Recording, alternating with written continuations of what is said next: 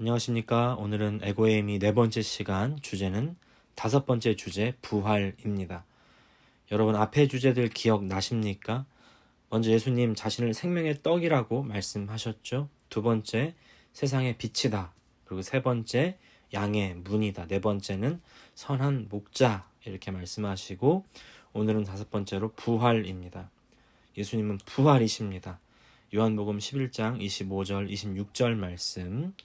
예수께서 이르시되 나는 부활이요 생명이니 나를 믿는 자는 죽어도 살겠고 무릇 살아서 나를 믿는 자는 영원히 죽지 아니하리니 이것을 내가 믿느냐. 예수님께서 이 말씀하셨을 때 그 나사로를 살리기 위해서 나사로의 집에 갔을 때입니다. 예수님과 나사로는 사실 굉장히 가까운 사이입니다. 예수님께서 근처를 가시게 되면 항상 그 집에 들르셔서 함께 먹고 함께 지내던 그런 사이입니다. 사실 근처 왔다가 막 집에 들를 수 있고 막 먹을 수 있고 그렇게 함께 지내는 것이 생각보다 굉장히 어려운 일입니다. 굉장히 친해야만 할 수 있는 그런 일이죠. 아주 막역한 사이. 이제 그런 사이였던 이 나사로에게 누나인 마르다 그리고 여동생인 마리아가 있었습니다. 마리아와 마르다가 예수님께 사람을 보내죠. 병이 들었다는 겁니다. 나사로가 병에 걸렸다. 우리가 보통 병 걸려서 아프면 아이고 죽겠다, 아이고 죽겠다 뭐 이런 말 하는 것처럼 이제 이 보낸 사람도 예수님한테 나사로가 죽을 것 같아요 이렇게 말했던 것 같아요. 근데 물론 실제로도 정말 위독했었습니다. 오죽하면 예수님이 이렇게 말씀하시죠. 이 병은 죽을 병이 아니다. 하나님의 영광을 위함이다. 이제 그래서 예수님께서 나사로를 고쳐주러 출발하셔야 되는데 근데 바로 출발하시지도 않고 그 다음 날도 안 출발하고 그 다음 날이나 되어야 간신히 출발하시는 겁니다. 그렇게 간신히 출발을 해서 도착을 했는데 어떡합니까? 이미 나사로가 죽은 것이죠. 마르다가 그럽니다. 아유, 좀 더 일찍 오시지 그랬어요. 그러면 안 죽었을 텐데. 이러니까 예수님께서 오늘 본문의 말씀을 하시는 겁니다. 나는 부활이다. 나는 생명이다. 죽어도 산다. 영원히 죽지 않는다. 할렐루야. 기독교는 부활의 종교죠. 부활이 있기 때문에 기독교를 진리라고 하는 겁니다. 우리가 무엇을 믿을 때 믿는 우리들에게 흔들리지 않는 확신이 있기 때문에 그 믿는 것이 옳은 것이 된다거나 진리가 되는 것이 아닙니다. 그 믿음의 대상에 우리가 헌신하기 때문에 그 믿음의 대상이 진리, 진실이 되는 것이 아닙니다. 기독교를 진리라고 하는 이유가 있는데 우리가 확실하게 믿기 때문에 진리라고 하는 것이 아니라 진리는 뭐예요? 진리는 변하지 않고 그 어떤 것에도 흔들리지 않는 것이 진리죠. 그래서 죽음이라는 이 세상에 그 어떤 것도 피해갈 수 없는 이 세상의 법칙도 흔들 수 없는 부활, 영생, 이것이야말로 참 진리라는 것이죠. 부활이 진리다. 어떻게 확신하겠습니까? 역사적인 증거들이 있죠. 예수님의 무덤이 비었다. 예수님께서 직접 나타나셨다. 증거하셨다. 이런 것도 있습니다. 그런가 하면 부활을 경험한 제자들의 삶도 바뀌었죠. 제자들이 그 전에 그러니까 예수님께서 십자가에 달려 돌아가실 때는 두려워서 다 뿔뿔이 흩어졌습니다. 하지만 이제 그 부활의 예수님을 만난 이후에는 담대하게 나가서 복음을 전파합니다. 순교도 두려워하지 않습니다. 도마 같은 사람 보면 예수님의 부활을 어떻게 보면 제일 의심했던 사람 혹은 확인해야만 했던 사람 아니겠습니까?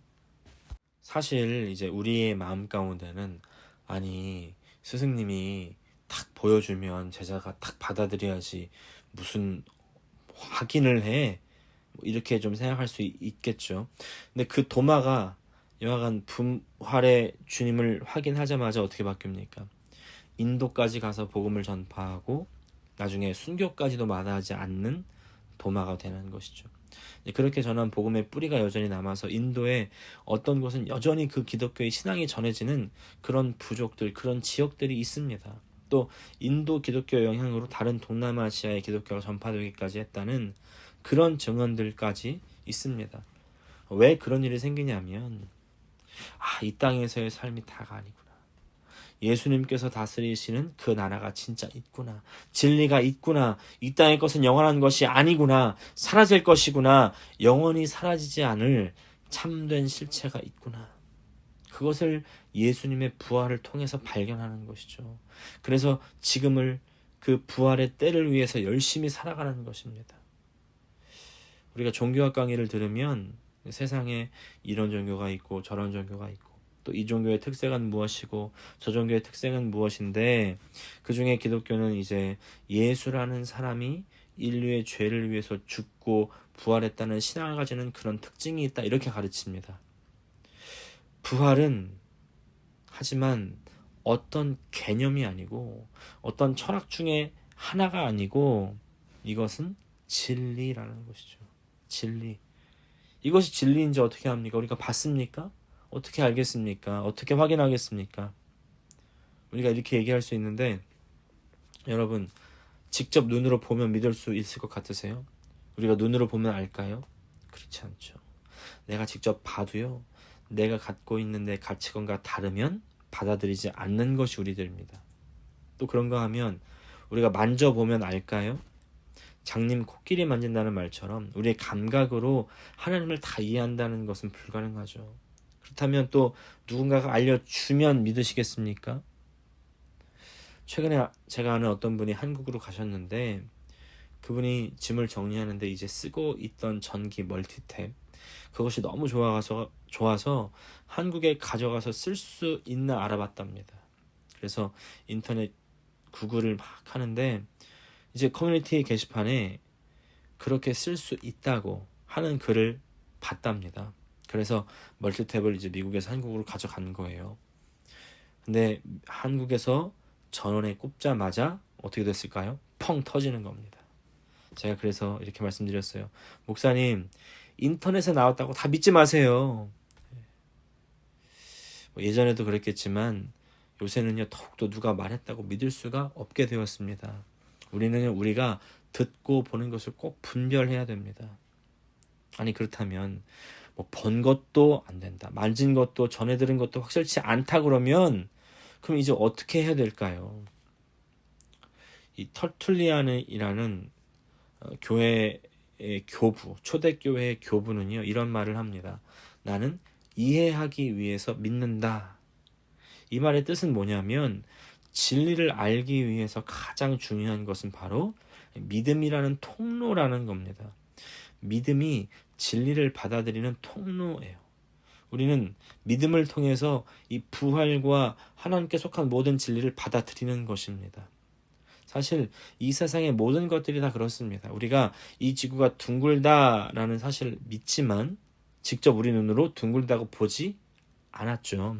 또 지구가 태양 주위를 돌고 있다고 믿지만 여기에 어느 누구도 지구가 태양을 도는 것을 직접 보고 확인한 사람은 없습니다. 이제 과학이라고 과학적으로 증명되었다고는 하지만 그 과학을 직접 다 과정을 거쳐가면서 확인해 본 사람은 많지 않습니다. 그 과학적인 방법이라는 틀을 대다수의 사람들은 믿기로 한 거죠. 그래서 이 세상은 과학적 가치관이 지배하는 세상입니다. 사람들은요, 이 과학이 변하지 않는 진리라고 생각하지만 그러나 이 과학도 변한다는 사실을 아십니까? 지금의 과학적 법칙으로 설명되지 않는 현상들이 있을 때 이제 그것을 설명해 보려는 가설이 나오고 또 그 가설을 증명하는 어떤 법칙들이 새로 나오면 옛날 법칙들은 폐기 처분되는 것입니다. 과학적인 사실이라고 변하지 않는 진리는 아니에요. 진리는 오직 누구십니까? 하나님께서만 진리입니다. 하나님께서 변하지 않으세요. 그래서 하나님의 생명은 죽음이 넘어설 수 없습니다. 그래서 부활하는 것이죠. 여러분, 이 부활을 소유하셔야 돼요. 이 부활을 소유하는 방법은 바로 믿음입니다. 믿음이 하나님께로 가는 길이고 그 믿음은 하나님께서 주십니다. 하나님께 믿음을 달라고 구하십시오. 그런데 내 믿음이 확실하지 않은 그런 분들이 있으시죠. 하나님이 계신 것을 믿는다고 했고 또 예수님께서 나의 죄를 위해서 돌아가셨고 다시 사셨다는 것을 내가 알고 믿는다고는 하는데 뭔가 긴가민가 하고 그런 분들이 있습니다. 이것은요, 뭐 오래 믿었든지 짧게 믿었든지 상관이 없어요. 다 있습니다. 그런데 이 믿음은요, 우리가 무엇인가를 확신한다라고 하는 것과는 다른 것이라는 것을 우리가 알아야 됩니다. 내가 아주 확신해 이런다고 해서 우리 기독교의 신앙이 확실해지는 것이 아니에요. 우리 기독교의 신앙, 특별히 이 부활 신앙에 있어서 가장 중요한 것이 있습니다. 그것은 바로 사랑입니다. 예, 사랑입니다. 주님께서 사랑하시는 그 사람에게 부활을 주시는 거예요. 요한복음 13장 3절 말씀 보니까 마르다가 이제 예수님께 사랑을 보내서 이렇게 말을 전하는 것이죠. 이에 그 노이들이 예수께 사람을 보내어 이르되 주여 보시옵소서 사랑하는 자가 병들었나이다 하니 예수님께서 나사로를 사랑하셨습니다. 그런데 이 사랑이라고 하는 것은 우리가 해봐서 알지만 상호 관계가 그 전제입니다. 일방적인 사랑이 있다고는 하지만 그 사랑이요 상호관계로 발전하지 않으면 잘못된 모습으로 풀려가는 것들을 우리는 많이 보게 됩니다. 예수님께서 이 마르다, 나사로, 마리아 이 3남매를 사랑하셨죠. 그런데 계속해서 예수님과 이 3남매가 좋은 관계를 유지할 수 있었던 이유는 뭘까요? 그 3남매도 예수님을 사랑하는 거예요. 물론 우리가 아무리 예수님을 사랑해도 예수님이 우리를 사랑하시는 것처럼 사랑할 수는 없었겠지만 그러나 예수님의 사랑에 그들은 반응하고 있었습니다. 나름대로 예수님께 자신의 어펙션을 표현하는 거예요. 그리고 그렇게 예수님의 사랑을 받았고 또 예수님의 사랑에 반응을 했던 나사로는요 부활로 일어나는 것입니다. 여러분 부활의 진리를 믿는 믿음이 무엇일까요? 그것은 사랑입니다. 예수님께서 확실하게 부활하셨어. 역사적으로 확실한 사실이야. 이렇게 믿는 것도 물론 중요합니다만 예수님 부활이 역사적 사실이죠. 하지만 왜 예수님께서 부활까지 가셨어야 됐을까요? 예수님께서 우리를 사랑하셔서 십자가에 죽으셨음을 우리는 기억해야 됩니다. 그리고 그 사랑에 반응해서 예수님을 사랑하는 것입니다. 그것이 믿음입니다. 부활을 믿는다는 것은 다시 살아나는 것을 믿는 것이 아니라 하나님을 사랑한다는 말이에요. 하나님을 사랑하는 자를 하나님께서는 다시 일으키십니다. 부활은 하나님이 우리를 사랑하신 결과이고 우리가 하나님을 사랑하는 결과입니다. 우리가 날이 갈수록 이 부활이신 예수님, 하나님을 더욱 사랑하셔서 마지막 날에 부활로 주님과 함께하는 우리 모든 성도들 되시기를 간절히 축복합니다. 기도하겠습니다. 하나님 아버지, 내가 바로 부활이요 생명이라고 말씀하시는 주님, 이 부활은 주님이 확실하게 이 죽은 무덤에서 다시 살아나는 것을 이야기하는 것일 뿐만 아니라 그것은 바로 우리를 향한 사랑인 줄을 믿습니다. 또 그 사랑받은 사람들이 다시 하나님을 사랑해 드리는 것인 줄을 믿습니다.